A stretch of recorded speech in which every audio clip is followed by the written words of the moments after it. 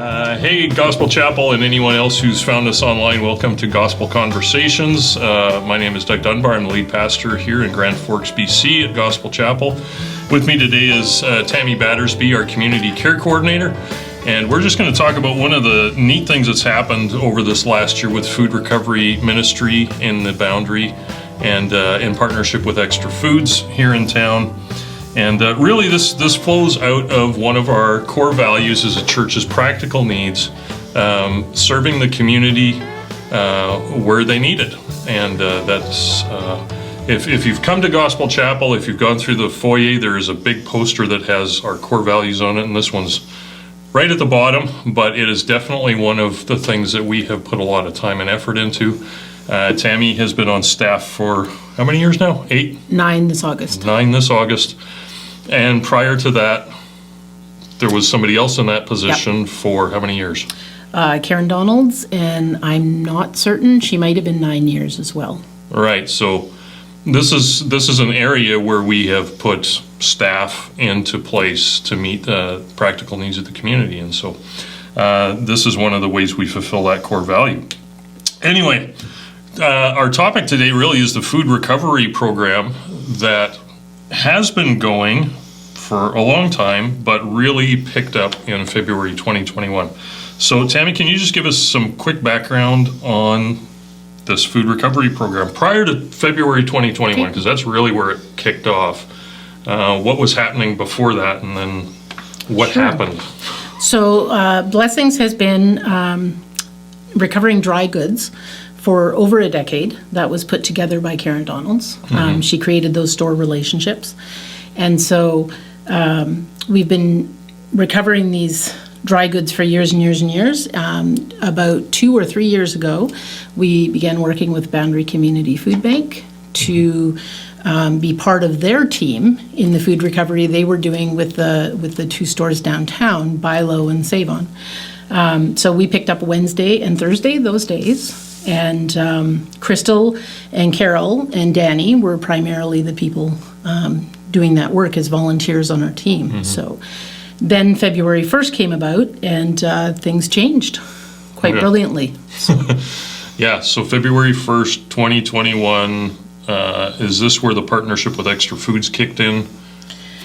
Yeah, so like I say, we've been doing dry goods recovery with them for well over a decade, and Danny typically does that pickup. Okay. So he came back from pickup one day and said, Extra Foods wants to give it all to us, and I said yes. And the snowball started? Oh, and I panicked. I'm like, Danny, what have you done? You have no idea. But really, he just followed the direction that God would have had him go. So we went, okay, let's do this. I talked to Steve. The food bank had been offered this opportunity, but they had enough on their plate with the other 2 stores. And we looked at how we could do it. Gratefully, having done it 2 years with the food bank gave us a little bit of insight into how we might tweak it a bit to make it easier on the store and us. Right. So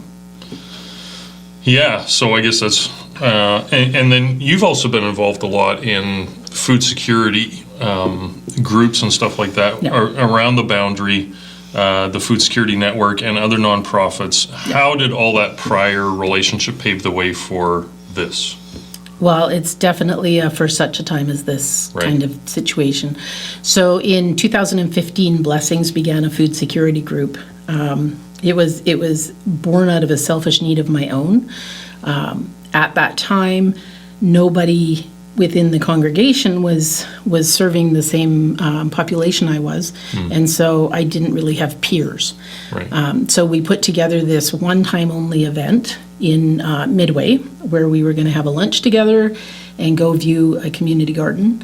It turned out that in every town across the Boundary, there was people who were either pantries or soup kitchens or learning gardens or community gardens, people who were involved in food security that were having the same questions and the same needs and the same isolation as I was. So we decided we would meet quarterly, and we did for many years. And then when COVID began, we went to a weekly meeting at the beginning because there was a shortage of available foods at that time. It's not that there was a shortage of food, there was a shortage of it arriving. Right. Yeah. Because trucks were slowed down and such.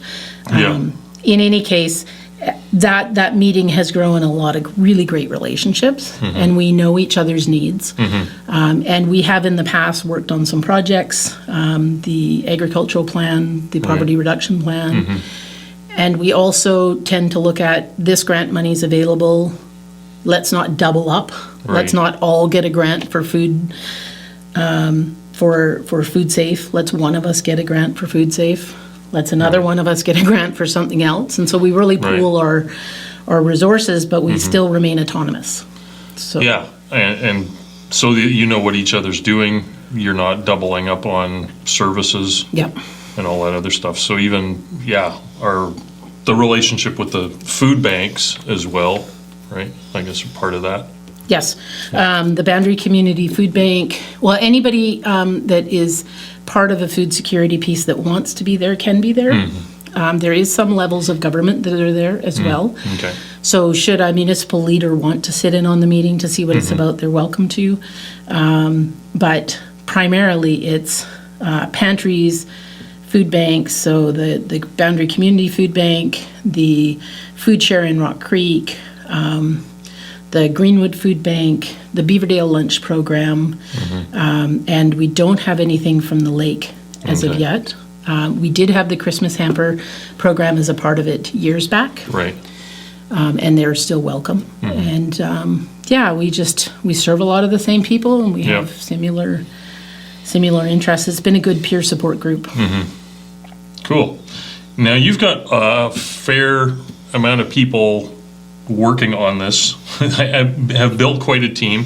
In a little bit here, we'll show you some video. I've been going in and getting some clips of the teams during the week, but Monday to Friday, there's people in the kitchen here working, and there's more than that behind the scenes too. So how many volunteers are involved in the course of a week? Oh, I had written down some stats around that for a newspaper article, and I missed some, but off the top of my head, we have 7 families who pick up from the store. One is a spare. And we have 5 teams of up to 6 people each day, so that's 30. And we have 2 farmers, so 2 farmer families. And that's just what we can see. Right. Then we have nonprofits or agencies who are traveling. So let's say School District 51 is taking out their backpack program stuff to Beaverdale. They'll swing by, grab some dry goods to go there also. Or if the Boundary Women's Coalition is doing an outreach meeting in Rock Creek, they'll do the same. So to date, and I'm so grateful for this, we have not had to do any deliveries. Right. All those deliveries have been taken care of by other nonprofits and other agencies. And that's just a gift, because I don't know what that would look like volunteer-wise. That is not part of next steps.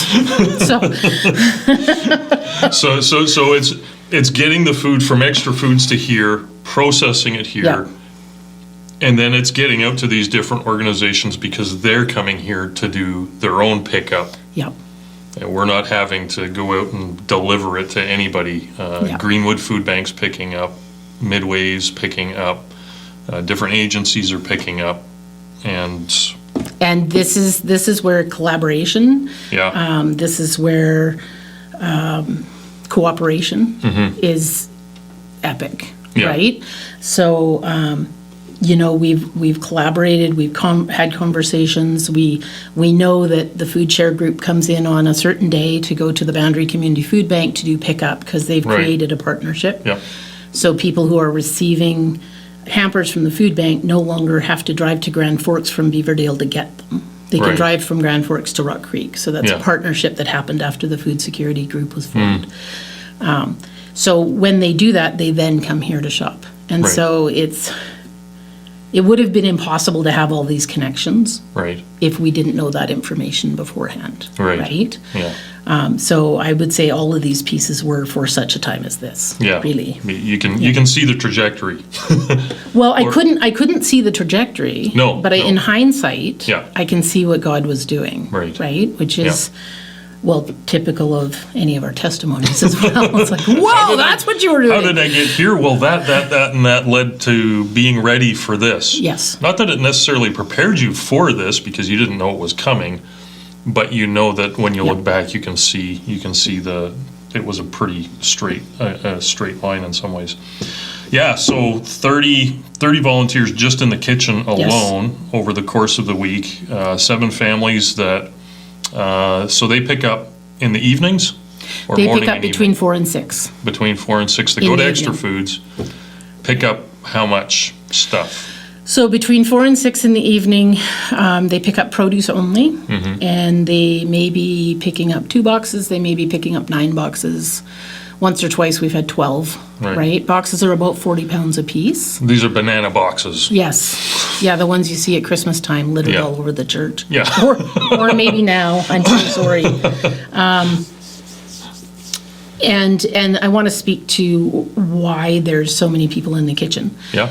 Because it was COVID, we really needed to do gymnastics to figure out how can we put people with people they're already with, right? Yep. So that we had, these bubbles working together. So every day there's a different crew, and so every day there's a bubble. Yeah. Right, and these bubbles. There's only 1 or 2 volunteers that transcend throughout the week. Right. Carol's one of them. She Yep. does Wednesday, Thursday, Friday. Danny's another one. Yeah. But that's why we had it separate. We were working around the COVID rules, trying to honor them. Yeah. And even though we're essential service and we didn't have to, it seems like a good example is just Right. to do what needed to be done. Yeah. And then, so Danny picks up on Thursday, and what he picks up is meat, bread, dry goods, cakes, this kind of thing, Yeah. right? And then on Monday, the ladies in the kitchen Monday pick up the produce from the weekend. So going into this, I had said to Extra Foods that we wouldn't be working on Sunday, we wouldn't be working on Saturday. Like, it would have been instant burnout for all of us if we Yeah. went that way. Yeah. But I also didn't want to see that food going to the landfill. Yeah. Right? So they agreed that they would store it in their cooler over the weekend. Some of it does depreciate being in the cooler over the weekend, but rest is as much of an important piece for us as work. Yeah. So on Monday, the crew goes at about 10 or noon, and they pick up all the produce from the weekend and any dairy, meat, and bread that is there. So. Cool. And that's a lot of stuff. The what was 175,000 pounds last year, So approximately. I'll give you the actual because The I actual. had estimated You guys 179. measure this all. Like we do. you weigh it. We originally weighed it. Now we count boxes and do an estimation of, Okay. because we learned the average box is this much, Right. right? And anyhow, the actual is 181,900 pounds, February 1st to February 1st. Wow. And that's of unsold food brought to our kitchen and redistributed to the boundary. So And that's a couple truckloads, right? How many? So somebody get out a calculator and tell me how many tons this is, because we're talking in the tonnages now. Like Yeah, we are. 187,000 pounds is not a small amount of food. It's a lot. This week we will cross over the 200,000 pound mark. So that means Yeah. that end of February we will have crossed over 200,000 pounds. Yeah. That's pretty phenomenal. That creates a couple of wonderful things. One, none of that food is in a landfill, still in its plastic packaging, creating methane gas. Right. That matters to some people, not others. Matters to me. 2, the stores are not having to pay the tipping fees on this food that is Right. being recovered, and Yeah. so that's money that's able to go towards whatever they want to use it for in their business, Yep. and probably offsets the costs of rising food prices, I Yeah. would assume. And then the other piece is those plastic packages are being properly recycled. Recycled rather Right? than landfilled. Absolutely. Yeah. Absolutely. So this is huge, right? Yeah, it's such a big. And it's a big process. We're going to walk you through the kitchen. I've got little video clips from each of the days, so you'll see a bunch of different people and different processes happening in the kitchen. But just walk us through. So family picks up, let's say, 8 boxes of produce Super. in the evening, drops it off in the kitchen. What happens from that point? So we come into the kitchen in the morning. We start at 9 o'clock. We take all the banana boxes out of the cooler where they've been stored overnight, and we put them on the counter that is adjacent to the gymnasium. Right. And we've done everything in a visual as well as a text way for many different learning styles. So if you see food in a banana box, it needs to be sorted. That's just how it Yeah. is. So we take all the food out of the banana box, we take it out of all of its plastic packaging, and we put it in 2 different gray bins, one for fruit, one for vegetables. Okay. Right? So if you see anything in a gray bin, it needs to be washed. All right. Right? Wash It's a visual. everything. Yeah. Right? So everything but onions. Right? So it's like the English language. Yeah. Except after. Yeah. So then we take them to the island where there's 2 sinks, and we have 2 assembly lines set up. And so everything is dip washed in a vinegar solution, which kills off any spores. Okay. So, we'll give you the journey of the orange, right? We open a bag of oranges. There's one that's icky. Yeah. Icky one goes in the piggy bucket or the compost bucket, wherever it belongs. And the rest get put in the gray bin, and they go to the wash station. So then when we go through the wash station, we're getting all those spores from the icky one off Right. these oranges. We're also getting decals and stickers and Right. so we take those off before they hit the water. We literally dip, shake, and put it into a strainer. Okay. And then the strainer drip dries them for a bit, and then we put them on mats to finish drying. We might Okay. roll them out a little bit. Yep. And that's where we sort it again, Right. right? And this is a hard piece for some volunteers because they want to do all the sorting at once, right? But at this point, we sort it again. We go, would I spend my money on this? Right. Is this presentable, right? And if it is presentable and it's quality then we will put it in a silver tray.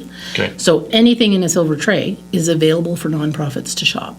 So Right. nonprofits do not leave our kitchen with anything that isn't what we would purchase with our own money in the store, Right.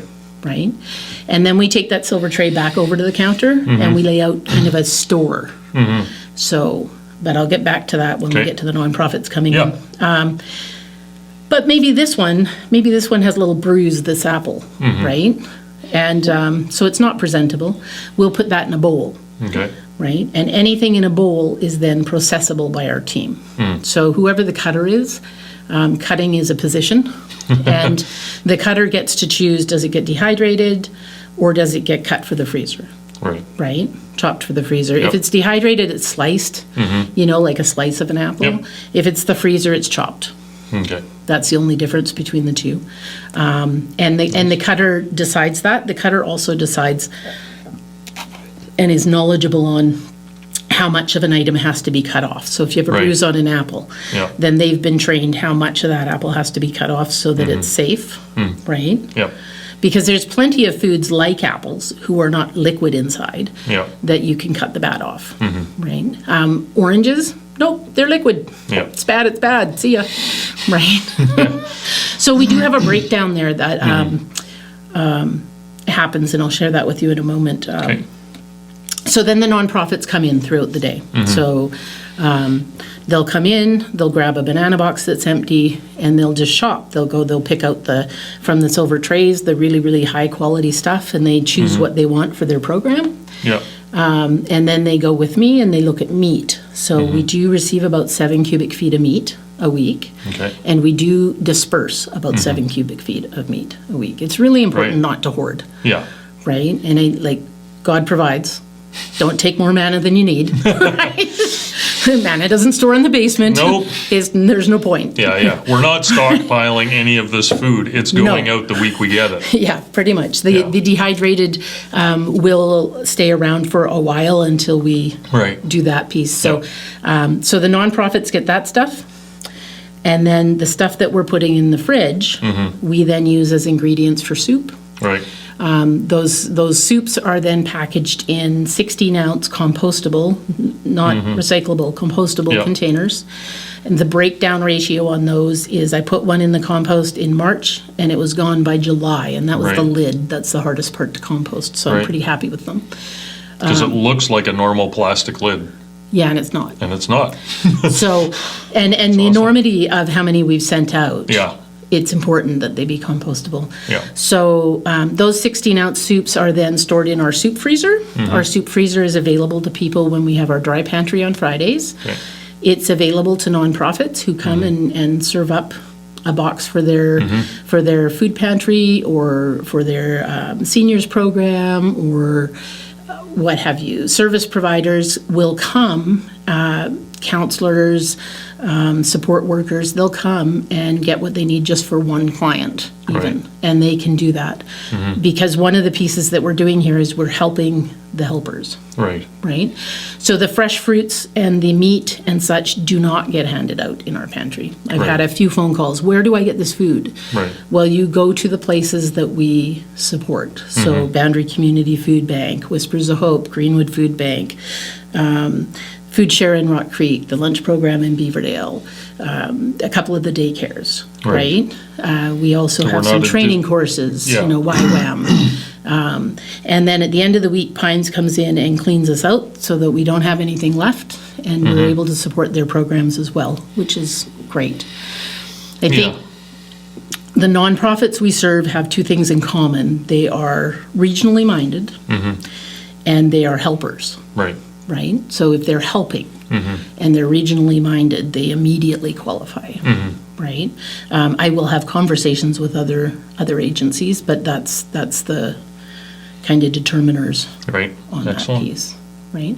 So then the dehydrated food.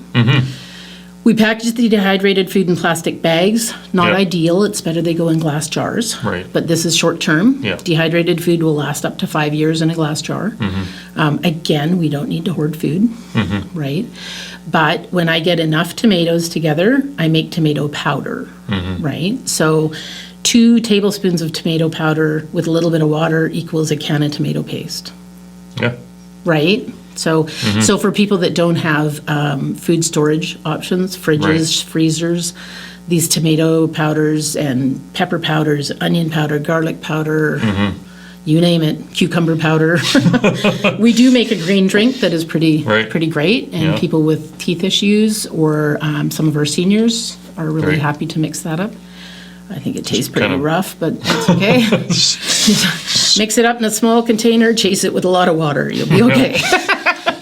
But those are the very vitamins and minerals a person needs to have a better level of mental health and of circulatory health. And so, it's like vitamins, right? So we send those out. We have done lemon tea, grapefruit tea, citrus tea. We've worked with a tea maker in Rock Creek and donated some to them, and they've donated back to their food share. Nice. None of this gets sold. That's part of the agreement. And that's where the helping the helpers comes in. Awesome. So that kind of answered my next question. Sorry. Which there's all sorts of nonprofit organizations that shop here. The Whispers Community Kitchen comes in, I think, Tuesday and Thursday. And Thursday, picks up stuff, and they're right downtown Grand Forks here. Other nonprofits. Boundary Community Food Bank comes in Monday or Tuesday morning. And sometimes on Thursday morning if they're going to have a Friday opening. What other ones are coming in on a regular basis? Greenwood Food Bank, which is done through a couple of churches there. The Food Share in Rock Creek, they come mostly for soups and dried goods. The Beaverdale stuff gets delivered to them, but they do get it from here. Boundary Family Services has a Better at Home program for seniors. Okay. If you are a senior and you haven't heard of this, please check it out Yeah. because it's a really amazing program. And they will come and get soups to take to the seniors. So there's seniors that they have that they check in on. Okay. And, so our soups they're gluten-free, they're salt-free, and they're pepper-free. Right. And they may be a combination of all kinds of things, but Right. that's what they are. They have the funniest names Yeah. because we name them based on what's in them. So right now I have a ham citrus soup in the cupboard. That sounds awful. But because there is ham in it, we need to let you know what meat. Right. Yes. Some people don't eat pork. Yeah. Right. And because we used some dried citrus as a salt substitute, we need to say there's citrus because some people have a citrus allergy. Yes. So if there's mushroom in there, we'll Yeah. say mushroom. If there's beef, we'll say beef. If it's vegan, we'll say so. If it's vegetarian, it means there's a milk product in it. Right. Right. But we just have funny name soups. So Yeah, I went in today and they were packaging up a chicken rice soup, and I looked at it and it was so bright red. I thought it was like maybe a strawberry applesauce. And it's like, nope. It That's looked like a chicken beet rice borscht. soup? You sure? Yeah, no, or was it borscht? And it was, it was, I was like, oh yeah, everybody was doing beets yesterday because they Yeah. were showing me their blood red hams. Yes. Yeah. And so that was It's what you get. chicken rice and the vegetables we had, which included beets. It's so- kind of like the good old stone soup is. Thing, right? You just, what goes in the pot is what you Absolutely. got. And, Yeah. and you make But there's a blend of seasonings that always go in the pot. Okay. And so thank you to Orlando Brown for showing me those blends because I don't think the Yeah. soups would taste near as good if I hadn't learned those pieces from her. So Yeah. So that's, I mean, and typically, I mean, we're talking about a lot of food coming in being processed. They start at 9 o'clock. What's the rest of the day look like? Like, how long are people having to work here? So at the beginning, we had 9 till 1. Right. And we'd work and then we'd stop at 11:30 and we'd have a lovely meal together and we'd try really hard to take that hour lunch. Right. And that's not really part of gospel chapel culture, but I'm trying. Relax. Rest is something God loves. And then we'd go back and we'd clean up the kitchen and be done by 1. Right. Right? We're really efficient nowadays. So It's been a year. You've gotten good at this. Practice. We've gotten good at this. We've gotten a couple of tools that are a little quicker, and we've gotten Right. good at this. So some days the team's out of there by 10:30, and so I miss you. Come for lunch. Yeah. Yeah. So I'm having to really look at how do we reclaim that bond that we had around food, Right. right? So Yeah, because the lunch is Yeah. great, and it's also lunch that's just prepared from the stuff that came in Yes. that day as Yeah. well, right? It's usually not like, oh, this was leftover from last week. This is like, I think we had like a spinach, strawberry, and cheese. You guys make cheese. yes, we do. They get all this dairy. It's usually 0% milk. All the stuff that you see the 30% off stickers on ends up here if you don't buy it. And then it gets turned into cheese. So one of our volunteers, Carol, had shown me how to make farmer's cheese, and that's a half cup of vinegar for a gallon of milk. And you get the milk to just about boiling where it's steaming. You dump the half cup of vinegar in, and you turn the heat off, and the curd will separate from the whey, and it's like bang, there it is, beautiful. And then you squish all the whey out, and you put it in a bag and throw it in the fridge overnight. And you have a wonderful milk solid that won't melt, but it's good. It's a cheese. Yeah. Roma and Jim, one of our Friday people, they located some vegetable-based rennet for us, so we can do, vegetarian cheese, if you will, right? And so now we're working with rennet, and we've only done a couple of batches so far, but we haven't gone as far as to press and wax the cheese. There's so much we have to learn yet. And also, we've shredded it and used it on pizzas a few times since, so it hasn't lasted around, right? Yeah. Well, that's awesome. What we're hoping to do is get good enough at it that we can support some of our nonprofits with cheese too, because that's an expensive piece. Yeah. Yes. So- Yes, cheese is expensive too. Yeah. And the whey, it goes to piggies, but if anybody wants whey for their cooking, for soup stock, for whatever they want whey for, come let us know. We typically make cheese on Thursdays. Yeah. Okay. Yeah, so you've got families that drive stuff in, team Monday to Friday, rotating through processing all the food. You also said you've got a couple farmers. Yes. What's that? So I knew that farmers would be a need for the scraps. Right. Right? Because there's just a bunch of stuff that if you that don't, bag of oranges is in the bin because that one orange is rotten even though the rest are gone, but the store technically has to huck the whole bag out. They do.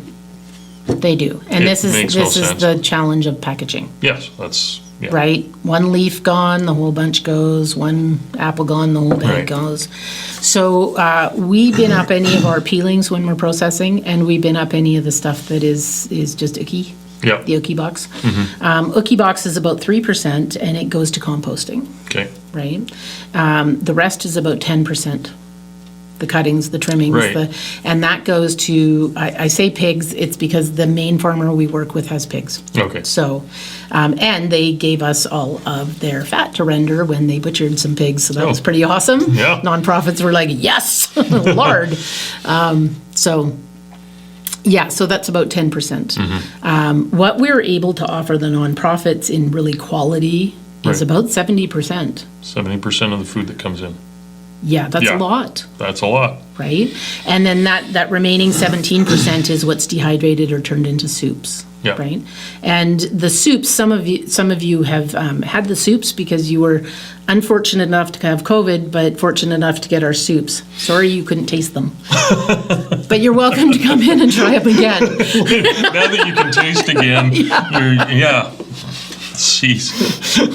So the beauty of the soups are they are low allergen. Yeah. Right? If you are a person with a heart disease or celiac or diabetes or any of these things, Campbell's soup is pretty much not your friend. Yeah. So you can get that at the food bank. But what if you're broke and you can't get something that actually matches your eating needs? Yeah. Like, do you go without the nutrition? Yeah. Salt and pepper can be added at the table, right? If you really need gluten in it, dip the bread, right? You're good to go. But yeah, we just do that as a standard. Yeah. Now, I saw, I think yesterday and today, there was a fair amount of bread product that came in. Where does that end up? How do you navigate that one? We try to give it away to everybody. Right. So Fridays if you're coming in for prayer meeting, you might get loaded up with bread. You might.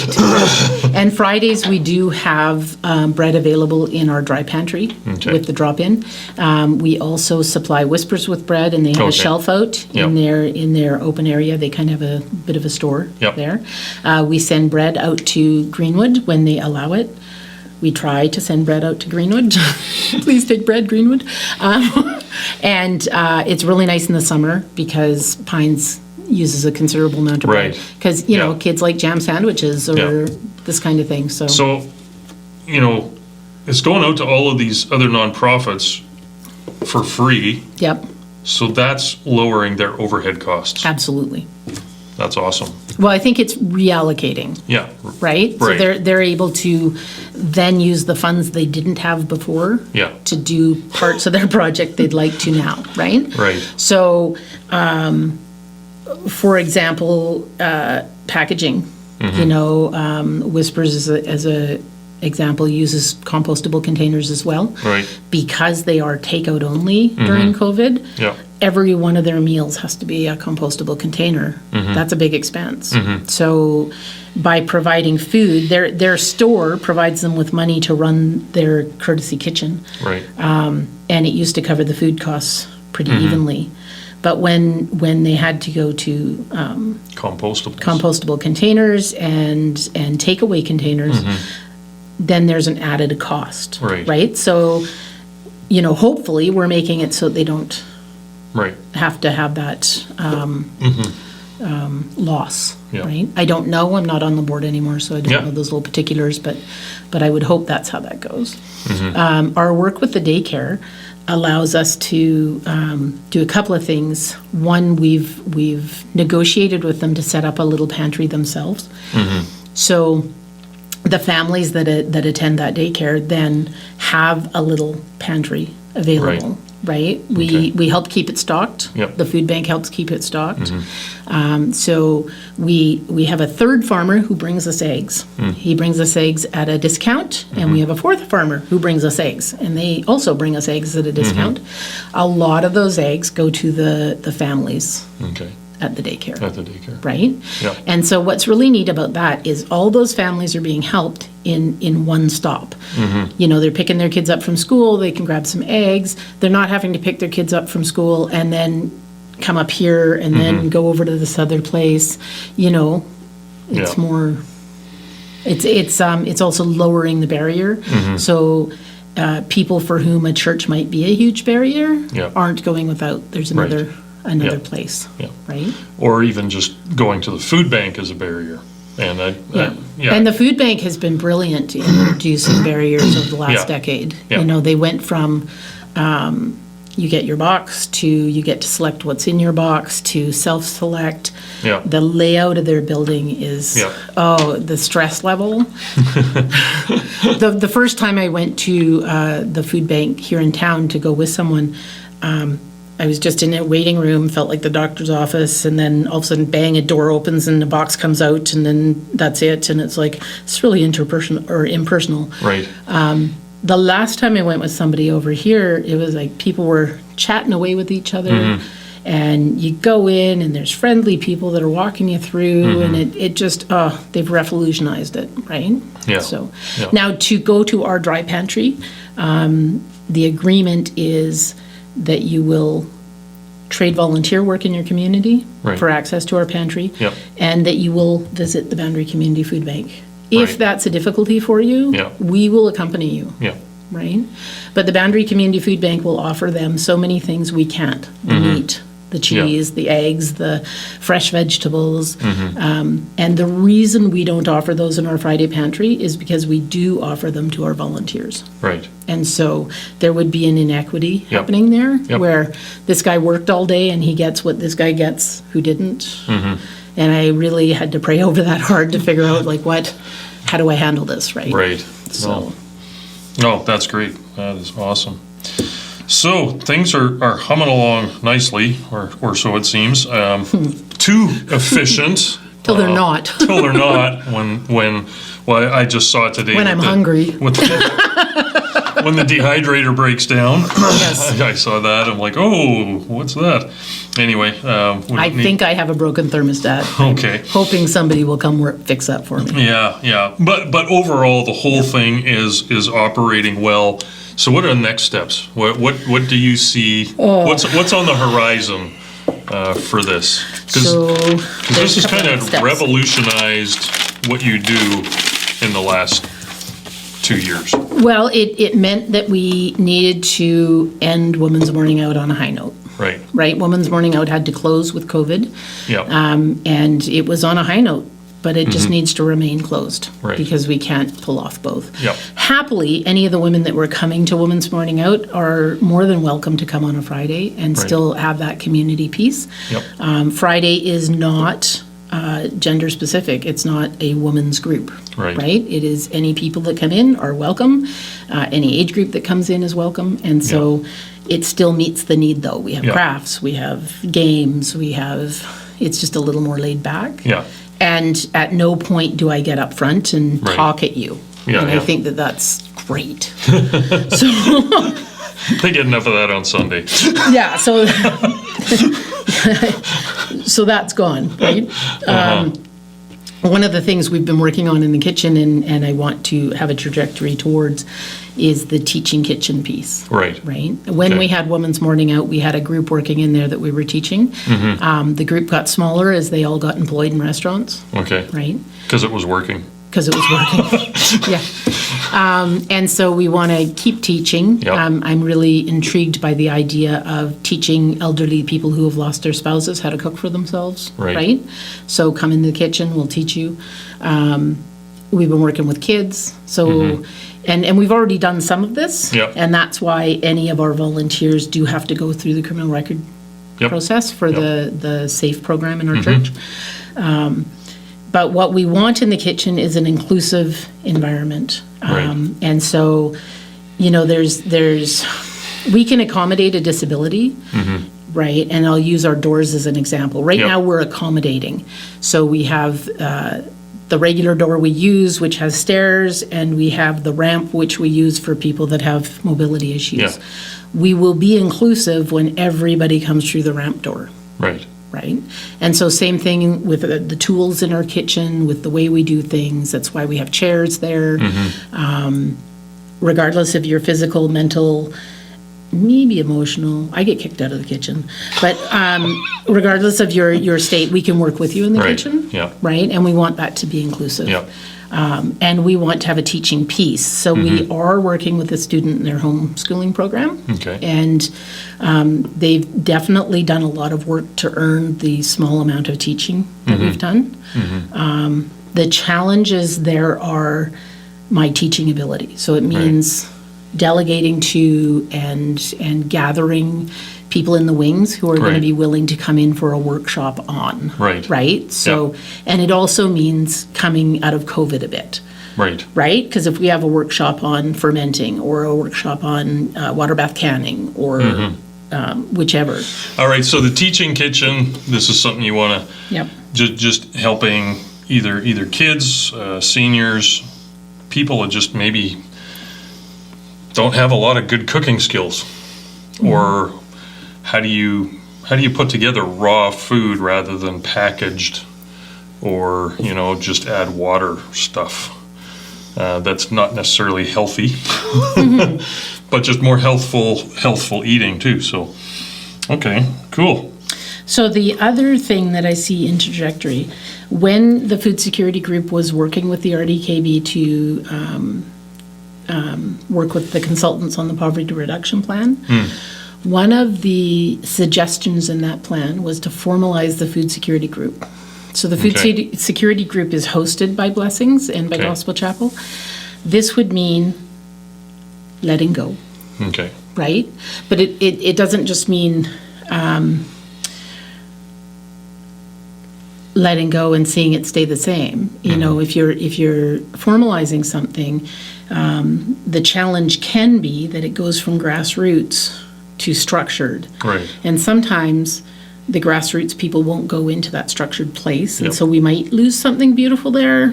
I'm willing to take that next step, but it's also a little complicated at this point, so we're just running with it the way it is. But the whole group has talked about this directive in the poverty reduction plan and what that would look like. Right? So, I'm hoping that we can give birth to something that's still quite functional. It will change. Things change. You've got to let God do that, right? So, but that's the other piece that would be the trajectory. Right on. So what are one or two key challenges that you're experiencing with all of this? I see fear in your eyes. He's worried about what I'm going to say. How long do we have?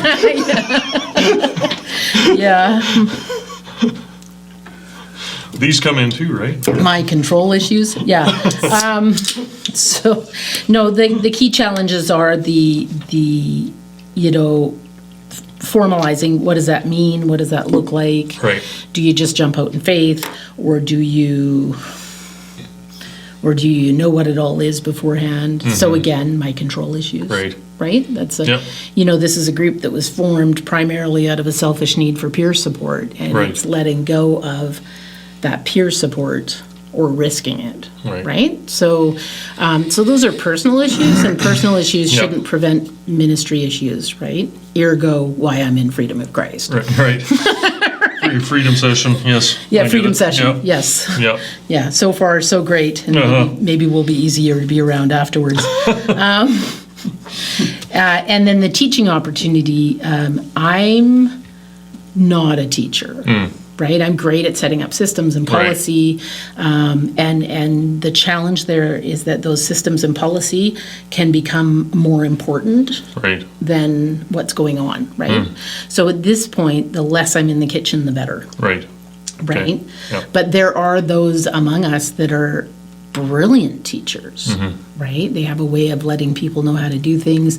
Eleanor is a great teacher, right? There's many others, but that's the name that comes to mind. And so finding those people that have a passion for accounting that also have the ability to teach. I have asked Leanna Adrian to come on board. So she will be working with our student on water bath canning. But I'd like to see it grow so that there is that piece. So you have a pool of teachers who you know what their expertise is. You also know that they're very good communicators, can teach people how to do it, not just show them how to do it. You kind of got to show as you teach, but at the same time, you got to be willing to let it go. Yes. Well, and which is the challenge for me. I'll grow. You're doing it wrong. Let me see that. It's not what I mean. I'm just so blunt and literal. So in the past, what I've done is had one person with those abilities. What I've really learned from, because it was COVID, because we couldn't overtax, because we had to have separate people in the kitchen, it's like God has shown me what effective delegation looks like, right? And so, the 7 families for pickup. That's not one family wearing themselves out for a year, right? The different groups in the kitchen. So when it comes to the teaching piece, it's going to be like a once in a while and still fun for the teacher, right? That kind of thing. So it's not a every day of the week teaching kitchen. It's an occasional workshop on a specific kitchen skill. And a really good example of what I'm thinking about is something that the Forest Society does in Rock Creek already very successfully. So if you've ever been to one of their workshops, they have seed to table workshops, they have fermentation workshops, they have, and they're just amazingly effective. And I'd like to bring some of that teaching to Grand Forks, right? Maybe how to save and store seeds, anything that's food security related. Right? Because food security isn't all about, do I have the money to purchase food? It's about, is there food there to be purchased? Right? Which is, if we support our local farmers, they will have the food to support us. As soon as we start not supporting our local farmers, then they don't have the food to support us. And then when the roads get flooded, we don't have food in our grocery store. Doesn't matter how rich you are, you can't eat your coins. Right? Food security is about what in 100 miles around you is happening so that your family is fed. Right? So that's from the seed through the garden to the table and beyond. And it's not just a people below this income level it's not about poverty. It's not about the poverty thing. It's not about the homelessness thing. It's about a much bigger picture just in our social ecosystem, for lack of a better term, right? It's why people hoarded toilet paper. There's a food chain. It's why people hoarded toilet paper. So. Exactly. So you need teachers then. My last question was, how can people get involved? Where's places that people can get plugged in? So there's always cleaning needs in the kitchen, always. So we have Monday crew and Friday crew that cleans really well. We have a Thursday crew that cleans really well. We could use cleanup crew still on Wednesday. That's the cooking day, so sorry. It's a little messier. And what time generally is that kind of thing? Cleanup crew, noon to 1 or 2 o'clock. If you have a passion for mopping a floor, or no, seriously, some of us have that passion, right? I have a couple of people on my team that, the one guy comes in, I ask him to wipe out the cooler. Well, it's Peter. Peter's amazing at this. He doesn't just wipe out a cooler. No, he goes and underneath and he vacuums out the motor, and I'm like, wow, this is detailed, neat. So he has a passion for Yeah. that, right? Yeah. And he does come in and clean. Yeah. So there's that. We always have cleaning needs. Cleaning? Yeah. Good. The other thing I'd like to see this go towards, because we do have our drop-in, which isn't part of food recovery, Right. but is part of blessings. Yep. The drop-in is for the people, by the people, right? And so some of our food recovery people are part of the drop-in. I would like to see it be able to be open a little bit more. Right. So there are areas there Yep. where people with that passion could come. Right. And yeah, with the trajectory, whew, wow. Communication has always been a challenge for me. I either keep my mouth shut or say too much. So somebody that has communication skills, that can communicate out to the congregation, communicate out to the community what needs to be, Right. is important. Yeah. But somebody that also understands that, it has to be said a certain way, or you can start a chain of fires, right? Right. So we had put an article in the newspaper, and then I spent the next month with people phoning in, how can I get my hands on that food? How can I? And it's like, okay, so, right, this is where it goes. Right. I hadn't spoken to where it goes. Where the availability is. We are not a we're not a store. We're not a store. We're not a food bank. Yeah, we have a dry pantry on Fridays. It's Yeah. co-op. The food recovery program is helping the helpers only. Yeah. But that whole situation was caused because of a lack of effective communication on my part. So Right. communicators, cleaners, teachers, and yeah, and a cook. And a cook. A cook who is willing to set their ego aside enough to cook without gluten, without salt, and without pepper. Right. They can cook whatever they want, but no gluten, no salt, no pepper. Because there's a whole bunch of people that need those specifics Right. in their diet. So, Yeah. Yeah. yeah. Awesome. Well, this has been quite an amazing thing to watch over the last year. Typically, I typically Tuesday Yeah. is usually the day I'll have lunch with the crew. Except that crew is so efficient now; they're gone by 10 o'clock. Yeah, we're sad. And I'm missing having lunch with Lorraine and the other everybody else that's on that crew. Liz and Deb and Genesis. And yeah, there's like a whole great crew on Tuesday, but they're so fast that I don't get to see them much if I don't come down by 10 o'clock to hang out with them. So, but the lunches are always great. And it's just been neat to see this whole thing develop, and it'll be exciting to see where God takes it next, because we didn't go looking for this. No. And then just a little mind blower statement. Yeah. None of this is about food. Yeah, Right? Like God has really shown me that none of this is about food. He is using food as a provision to our communities to create a place for us to be single-minded, the same purpose, unity. We have people in our kitchen that are from all walks of life. Yeah. All abilities, all disabilities. We have people with all different points of view. It could be a bomb going off, right. but it's not, and it's not because we have we're Yeah. there to do a job together, Right. and we're learning how to do relationship together. And I think that the lunch piece was a big part of that. But we got to be flexible. So now Yep. I got to look at, okay, mid-morning coffee. I don't know, right? Right. But you have the same thing with us as staff. Like, Yeah. how do I do that now? Right, yeah. So, Yeah, and right. The food is a tool, one, to bless the community, to create community within, using our kitchen space yeah, as a community building space, but also to bless our community, and then build that community outward too. So there's Yeah. kind of an expansiveness to this.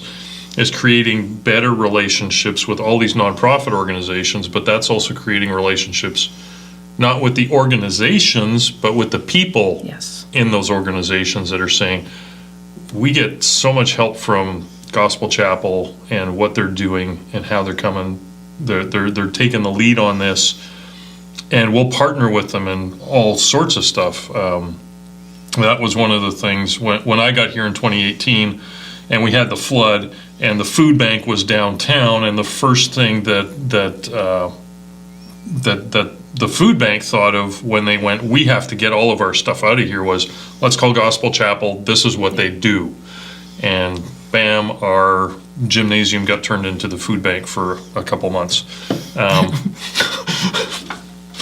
Is what it is. Crisis response is good, but it's because we had those relationships already connected. And as we're building these relationships with all these different organizations, deepening in those relationships, we get a chance to speak into people's lives through that. And so this is how it kind of serves our mission as a church too, just to bless our community, bless our region, through just living out the gospel and meeting practical needs. Well, thank you, Tammy, for giving us that rundown. There, anytime you want to come by, 9 o'clock to noon, at our kitchen here at Gospel Chapel, see what's going on and see where you want to get involved, you can contact Tammy.